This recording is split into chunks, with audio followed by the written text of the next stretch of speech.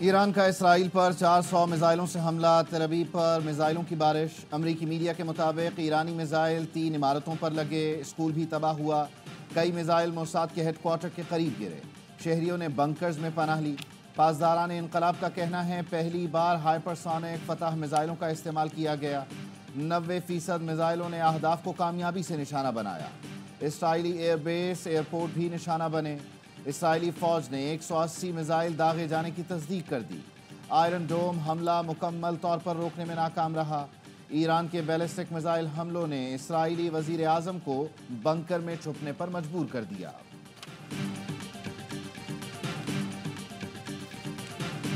Make no mistake, the United States is fully supportive of Israel. In my direction, the United States military actively supported the defense of Israel, and we're still assessing the impact.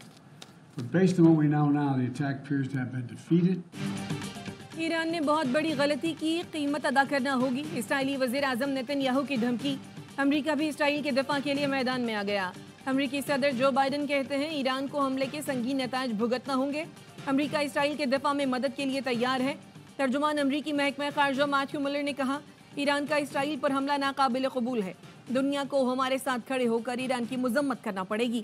ترجمان Pentagon کا کہنا ہے امریکہ نے missile مار گرانے میں مدد کی، ایرانی میزائل اردن کی سرحد پر بھی گرے، 2 افراد زخمی ہوئے۔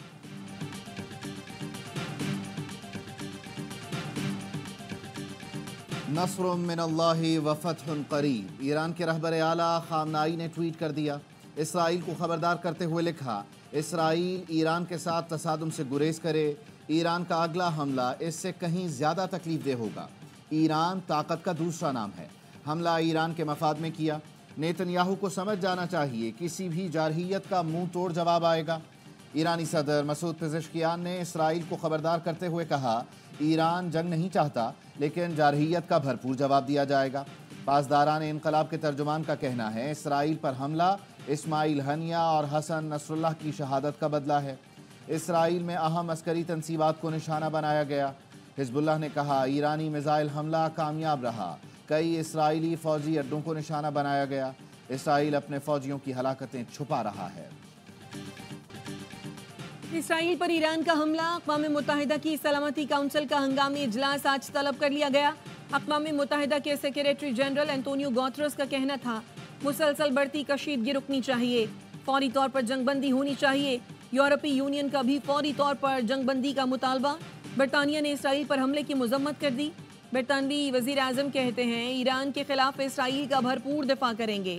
آسٹریلیا، جاپان، جرمنی اور فرانس سمیت دیگر ملکوں نے بھی ایران کے حملے کی مذمت کر دی۔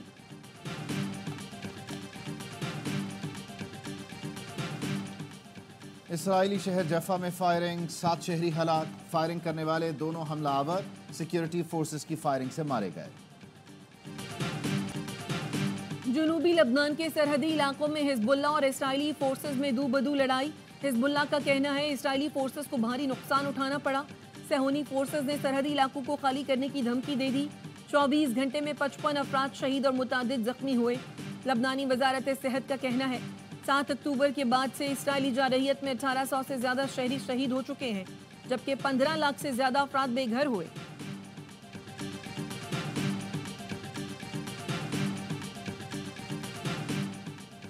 ملیشیا کے وزیر اعظم انور ابراہیم 3 روزہ دورے پر آج اسلام آباد پہنچیں گے۔ وزیر اعظم شہباز شریف استقبال کریں گے۔ ملیشین وزیر اعظم، صدر، وزیر اعظم اور army chief general Asim Munir سے ملاقاتیں کریں گے۔ ملیشیا کے وزیر خارجہ محمد حسن اسلام آباد پہنچ گئے، ایڈیشنل سیکرٹری خارجہ نے استقبال کیا۔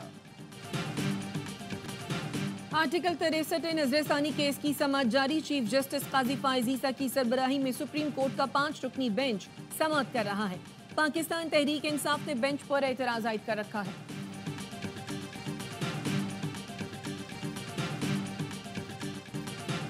توشہ خانہ 2 کیس میں بانی پی ٹی آئی اور بشرا بی بی پر آج فرد جرم عائد کیے جانے کا امکان، سماعت اڈیالہ جیل میں ہوگی۔ بانی پی ٹی آئی اور بشرا بی بی کو چالان کی نقول فراہم کی جا چکی ہیں۔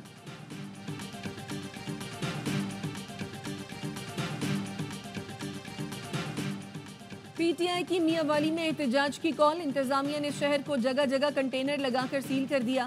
खैबर पख्तूनख्वा और दीगर अजला से आने वाले रास्ते सील, मोबाइल फोन सर्विस मुअत्तल, शहर के निजी और सरकारी तालीमी इदारों में छुट्टी कर दी गई।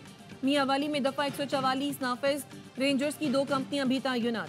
फैसलाबाद में पीटीआई के एहतजाज की कॉल, M4 मोटरवे के तमाम इंटरचेंजेस से दाखिला बंद, 100 से ज्यादा पीटीआई कारकुन जेर हिरासत।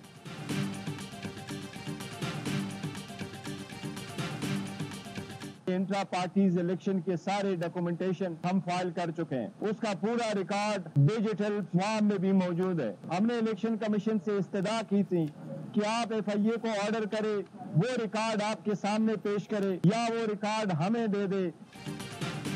इलेक्शन कमीशन में PTI intra party election case की समाअत, बैरिस्टर गौहर ने रिकॉर्ड पेश करने के लिए मोहलत की इस्तदा की और बताया intra party election record FIA से लेने के लिए अदालत से रुजू किया है, जो 10 दिन में मिल जाएगा।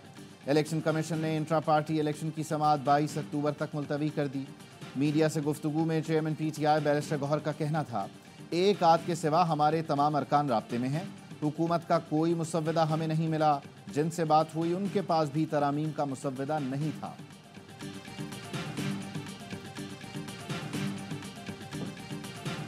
IMF is no panacea. हमने कहा है कि ये आखिरी प्रोग्राम हो। चाइनीज IPP डेट रीप्रोफाइलिंग में बात कर सकता हूँ। We are in initial stages of those discussion.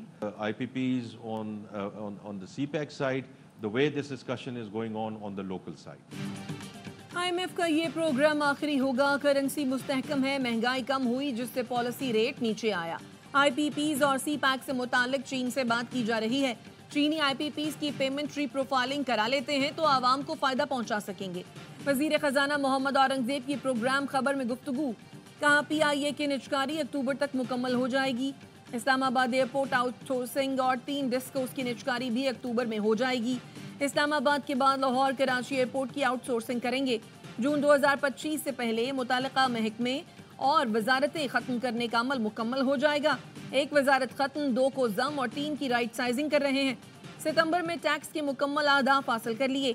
5 lakh नए फाइलर रजिस्टर हुए। टैक्स में 50 बिलियन रुपए का इजाफा हुआ।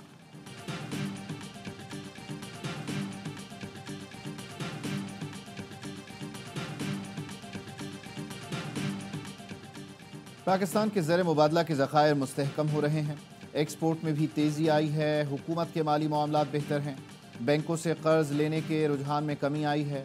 Governor state bank Jameel Ahmad का कराची में कॉन्फ्रेंस से खिताब, कहा पाकिस्तान में टैक्स टू GDP की शरह कम है। बैंकारी में जिद्दत लाकर मईशत को फ़रोग दे सकते हैं।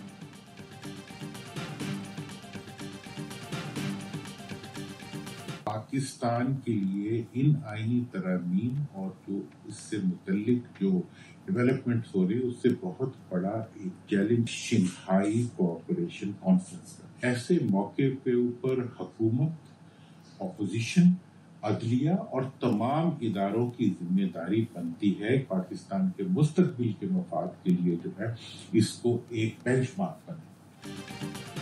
आईनी तरमीम से ज्यादा बड़ा चैलेंज शंघाई ताउन तंजीम कॉन्फ्रेंस है। कॉन्फ्रेंस तक आईनी तरमीम समेत टकराव वाले तमाम मामलात मुअख्खर कर दें। साबिक विफाकी वजीर मोहम्मद अली दौरानी कहते हैं, कॉन्फ्रेंस से पहले किसी किस्म का तनाव पाकिस्तान के मफाद में नहीं। हुकूमत और अपोजिशन 16 अक्टूबर तक टकराव वाला कोई कदम ना उठाएं।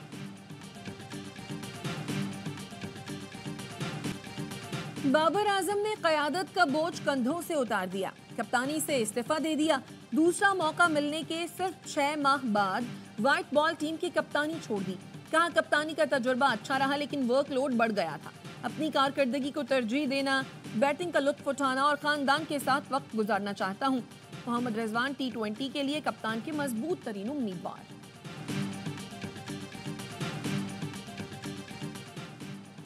इंग्लैंड की क्रिकेट टीम टेस्ट सीरीज के लिए मुल्तान पहुंच गई। ऑलराउंडर बेन स्टोक्स की क़यादत में इंग्लिश टीम रात गए पाकिस्तान पहुंची।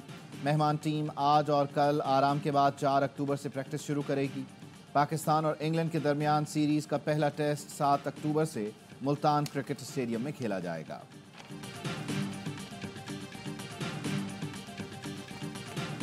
खवातीन का 9वां T20 वर्ल्ड कप कल से शुरू होगा। पाकिस्तान का श्रीलंका से दुबई में टाकरा होगा।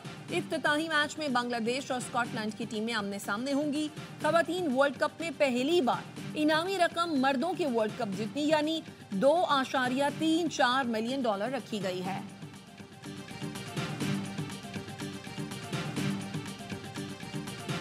نیپال میں طوفانی بارشوں کے بعد تباہی، سیلاب اور لینڈ سلائیڈنگ سے حادثات میں ہلاکتوں کی تعداد 225 ہو گئی۔ مشرقی اور وسطی نیپال کا بڑا حصہ سیلاب کے باعث زیر آب۔ دارالحکومت کھٹمنڈو میں ٹریفک اور معمول کی سرگرمیاں معطل ہو کر رہ گئیں۔ بہت اچھا، اور اندر آ کے کر لو نا۔ یہ ہماری جو یوتھ کے لیے ہے، this is a very good opportunity. I am excited to watch سالی میں بال کا دو۔ اتنے ملکوں کی پارٹیسپیشن اس ٹائم کے اوپر is excellent. Karachi arts council میں عالمی ثقافتی میلہ جاری، پاکستانی تھیٹر گروپ کا ڈرامہ تعلیم بالغاں 2.0 پیش کیا گیا۔ شائقین کی بھرپور دلچسپی، ثقافتی میلے میں دنیا بھر سے آئے فنکار اپنے فن کے جوہر دکھا رہے ہیں۔